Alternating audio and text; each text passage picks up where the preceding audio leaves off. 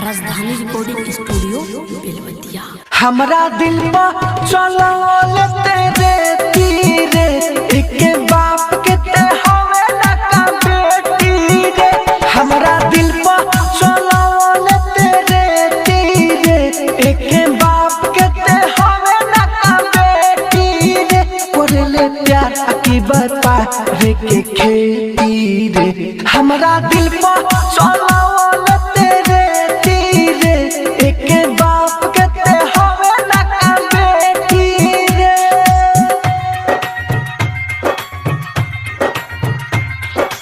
Music by DJ Kanchan Raj, Hajipur Vaishali.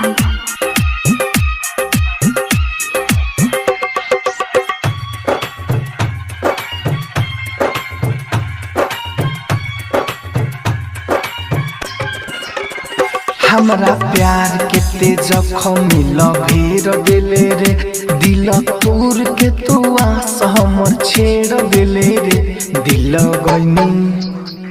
दिल गईनी जब रहल ते तीरे एक बाप के ते हवे ना का बेटी रे। करले प्यार की व्यापार के खेती रे।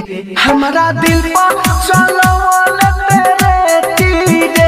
एक बाप के ते हवे ना का बेटी रे।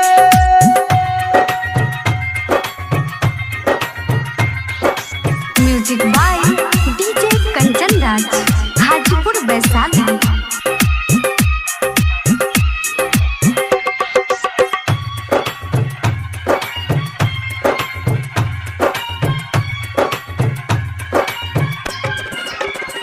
राइटर गुड्डू गोल्डन कहेला कहानी नूरे। इसे बुझेला राहुल राजा धानी नूरे।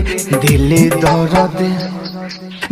दर्द में संभके लपेटी रे। एक बाप के ते हवे ना का बेटी रे। करले प्यार की व्यापार के खेती रे। हमरा दिल पर चलो एक बाप के ते